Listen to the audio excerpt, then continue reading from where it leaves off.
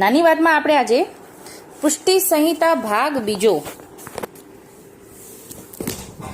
પાના નંબર 261 ઉપરથી આપણે વાત લઈશું. પ્રસંગ લખ્યો છે દાઢી લીલાનો પ્રકાર અને ઓછવ 6 પ્રહરનો મનાવવો. આ વિષય છે 259 ઉપર. વાત આપણે 60 અને 61 ઉપરથી લઈશું. આ દિવસ છે ગોપેન્દ્રલાલજીના જન્મોત્સવનો. જુનાગઢમાં હરજી વ્યાસને ત્યાં પ્રભુ શ્રી ગોપાલજી બિરાજે છે અને ગોપેન્દ્રલાલજીનો જન્મોત્સવ મનાવે છે બધા વૈષ્ણવો. એમાં દાઢી લીલાના પ્રકાર વિશે અને ત્યાં દાઢરનો સ્વાંગ સજીને ભગવદી આવે છે. બાચા બાબાએ કહ્યું, કશોરદાસ પ્રભુજી વાયરું કરવા પધાર્યા અને મોરારદાસ તથા લક્ષ્મીદાસ તથા મોહનદાસ કાણો, મોરારદાસ ને લક્ષ્મીદાસ સેન્દ્રડાના અને મોહનદાસ કાણા બિરાજે છે. પ્રભુની આજ્ઞા સાંભળી ઘણું મનમાં મોદ પામ્યા. એ ઠાકોરજીએ આજ્ઞા કરી છે કે દાઢી લીલા કરવાની છે, એટલે બધા તૈયારી કરી રહ્યા છે. મોહનદાસ કાણો બોલ્યો, આજનો દિન સો ધન્ય સખીરી. મોરારદાસે કહ્યું, હા મોહનદાસ, પૂર્વના સખી સંબંધના જૂથના કારણે ભૂતલમાં પ્રભુની લીલા અર્થે આવવું થાય છે, એટલે કે આવવાનું થયું છે. એટલે આ બધી સખીગણ ઠાકોરજીની સાથે સાથે લીલા અર્થે પ્રગટ થઈ છે ભૂતલમાં. એટલે આપણે બધી એમ કે છે, મોહનદાસ કાણા અને મોરારદાસ બંને વાતો કરે છે. એ જ પ્રભુનું શરણદાન પામીને ભેગા મળ્યા છીએ.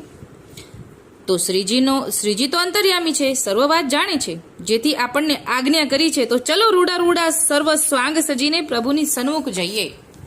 ઠાકોરજી બેઠકે બિરાજ્યા છે. મોરારદાસ અને લક્ષ્મીદાસ અને મોહનદાસ કાણો સ્વાંગ સજીને તૈયાર થયા છે.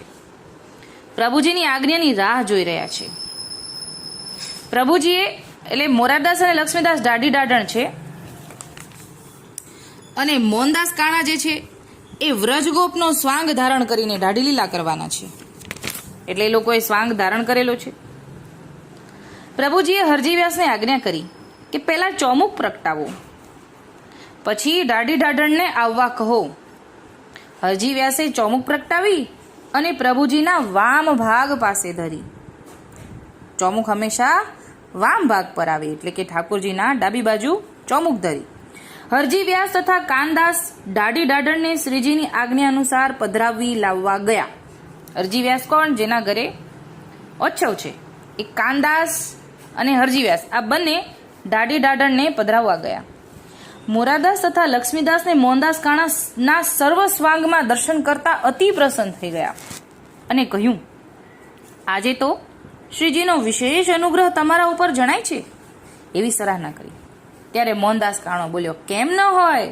નિજ જૂથના જીવ છીએ તો તે ઠેરાવ શ્રીજી રાખી રહ્યા છીએ, એટલે ઈ ઠેરાવ ઠાકોરજી રાખે છે. અમે તો આજે પ્રભુજીની વિશેષ કૃપાના યાચક બનશું. જેમાં નિષ્કામ ભાવ હોય તેને જ પ્રભુ કૃપાનું દાન કરે. એટલે કે જેને નિષ્કામ ભાવ હોય, સામે કોઈ કામના નથી, માત્ર ઠાકોરજીની પ્રસન્નતાનો જેને ભાવ હોય ને, ઠાકોરજી એને કૃપાનું દાન કરે છે.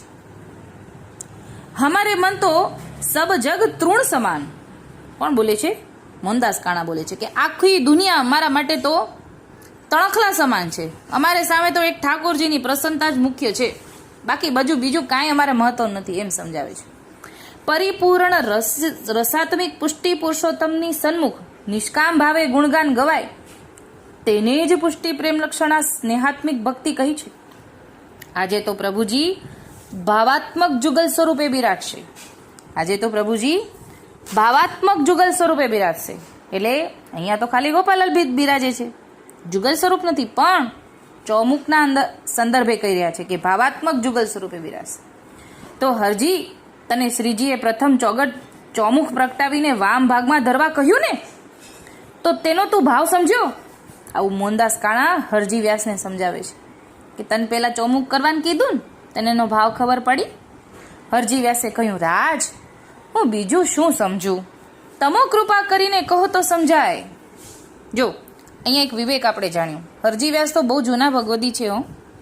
ઘણા સમયથી ઠાકોરજીના શરણમાં આવી ગયા છે. પુષ્ટિ સંહિતા 2 શરૂઆતમાં આવે છે. પણ હરજી વ્યાસ જો જાણતા પણ હોય ને, તો આ પુષ્ટિ માર્ગનો વિવેક છે કે કોઈ જાણકાર ભગવદી આપણને સામેથી કોઈ સમજાવવા માંગે છે ને, તો ત્યાં આપણે રસપાન જ કરવું. એવો વિવેક આપણે અહીંયા સમજાય છે. કેમ કે છે કે તમો કૃપા કરીને કહો તો સમજાય. હવે પાછા મોહનદાસ કાણા સમજાવે છે કે હરજી જે મનોરથી હોય તે પ્રથમ ચોમુક પ્રગટાવે અને સ્વામિનીજી વ્રજભક્ત સહિત પધારે છે. એટલે ચોમુકનો ભાવ શું કીધો કે સ્વામિનીજી વ્રજભક્ત સહિત પધારે છે. સ્વામિનીજી વ્રજભક્ત સહિત પધારે છે. તેથી ચોમક રાત્રે દાઢી લીલામાં પ્રથમ મનોરથી પ્રગટાવીને વિનંતી પધરાવાની કરે છે. આજે સ્વામિનીજી વ્રજભક્ત સહિત પધાર્યા છે અને પ્રભુજીના વામ ભાગે ભાવાત્મક સ્વરૂપે બિરાજ છે. ચોમુક પ્રગટાવવાનો સર્વોપરી લીલાત્મક ભાવ છે તે પુષ્ટિ માર્ગનો છે. ચોમુક પ્રગટાવ્યા સિવાય દાઢી લીલા ન થઈ શકે. દાઢી લીલામાં જુગલ સ્વરૂપ અવશ્ય બિરાજે છે. એટલે કે ચોમુક વગર દાઢી લીલા ન થાય, જુગલ સ્વરૂપ વગર દાઢી લીલા ન થાય. તે તને શ્રીજીએ સમજાવ્યું. આજે તો જુગલ સ્વરૂપના ગુણગાનનો આનંદ માણશું હરજી વ્યાસ, તારું વડું ભાગ્ય ગણાય. તને શ્રીજીએ ઘણો નિહાલ કરી દીધો. હરજી વ્યાસ મોહનદાસની વાત સાંભળી ઘણા ભાવ વિભોર બની ગયા અને પછી કાનદાસે તેમને સ્વસ્થ કર્યા. બોલો, એવા ભાવ વિભોર થઈ ગયા હશે ને તો કાનદાસને સ્વસ્થ કરવા પડ્યા. દાઢી દાઢણને સાથે લઈને ચાલ્યા. કોણ? હરજી વ્યાસ. પધરાવા જ ગયા છે તો પધરાવી લાવે ને. પ્રભુજીની સન્મુખ આવીને દાઢી દાઢણે શ્રીફળ ભેટ ધર્યા.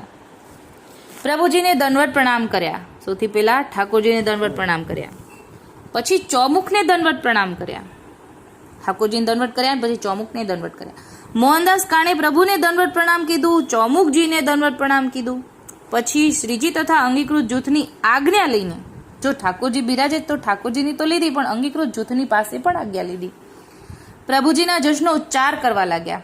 પ્રથમ વંશાવળી કવચ બોલ્યા, ધર્મ હે મૂળ શ્રી લક્ષ્મણ કે કુલ, જેમાં બંને સ્વરૂપના પ્રાગટ્યના પ્રકારનું આનંદનું વર્ણન કરે છે તે ગાયું. પ્રભુજી તે સાંભળી ખૂબ જ પ્રસન્ન થયા. મોહનદાસ કાણો ખૂબ જ ઠેકી રહ્યો છે અને વૈષ્ણવજનો ભાવપૂર્વક આતુરતાથી ભેટ લખાવી રહ્યા છે. હવે ત્યાં દાઢી દાઢણ સ્વાંગ સજીને દાઢી લીલા ચાલુ થઈ છે. એ આખો 261 ને 262 પાના નંબર પર છે. પણ હવે આપણે ઓછવ 6 પ્રહરનો મનાવવો એ પ્રસંગ લઈશું.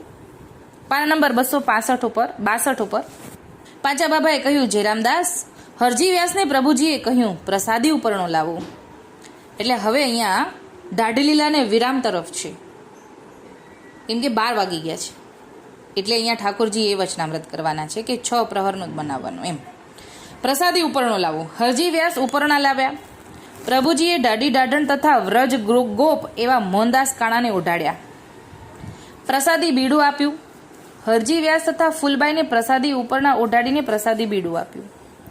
સર્વોએ પ્રભુજીના ચરણ સ્પર્શ કરીને દંડવત પ્રણામ કર્યા અને પ્રભુજીએ દાઢી દાઢણનો સ્વાંગ ઉતારવાની આજ્ઞા કરી. ચલો, દાઢી લીલાને વિરામ આપ્યો એટલે ઠાકોરજીએ કીધું હવે આ સ્વાંગ ઉતારી લો. પછી મોરારદાસ, લક્ષ્મીદાસ, મોહનદાસ કાણો વગેરે સાજને વડો કરીને પ્રભુજી સન્મુખ આવીને બેઠા. પાંચા બાબાએ કહ્યું, કશોરદાસ, ઓચ્છવની સર્વ પ્રણાલિકા સમજાવતા સર્વ સમાજ પ્રતિ કહ્યું, ઓચ્છવ પ્રણાલિકા અનુસાર મનાવવો. આજના ઓચ્છવની સર્વ પ્રણાલિકા ધ્યાનમાં રાખીને ચાલવું. ઓચ્છવ 6 પ્રહરનો મનાવવો જોઈએ. એટલે કે ઓચ્છવ આજના ઓચ્છવની સર્વ પ્રણાલિકા ધ્યાનમાં રાખીને ચાલવું. એટલે કે આ હરજી વ્યાસના ઘરે ગોપેન્દ્રલાલજીનો પ્રાગટ્યોત્સવ ઠાકોરજી પ્રગટ સ્વરૂપ બિરાજે છે ત્યારે જે પ્રમાણે સમજાવ્યો ને એ પ્રમાણે કરવું. એ આપણને પાના નંબર 260, 250 થી આગળ 10-12 પાના સુધી છે પુષ્ટિ સંહિતામાં. વાંચવું હોય તો આટલા પાના નંબરમાંથી મળી જશે. ઓચ્છવ આજના ઓચ્છવની સર્વ પ્રણાલિકા ધ્યાનમાં રાખીને ચાલવું. ઓચ્છવ 6 પ્રહરનો મનાવવો જોઈએ. સવારના 6 થી તે રાતના 12 વાગ્યાના સમયને 6 પ્રહર કહેવાય છે, જે 18 કલાક થાય. 3 કલાકનો 1 પ્રહર થાય. સર્વ ઉત્સવની પ્રણાલિકા એક સરખી જ છે. 6, 10, 14 ત્રણેયમાં. મંડપ મહોત્સવ, ખેલ મનોરથ, જન્મોત્સવ ઇત્યાદિ 6 પ્રહરનો મનાવો. એટલે કે આ પણ 6 પ્રહરનો મનાવો. પછી શ્રીજીના સુખનો વિચાર અને વૈષ્ણવના સુખનો વિચાર કરવો એ જ પ્રણાલિકા છે. પ્રણાલિકા ભંગ થતા અસાવધાની થાય અને અપરાધ પડે.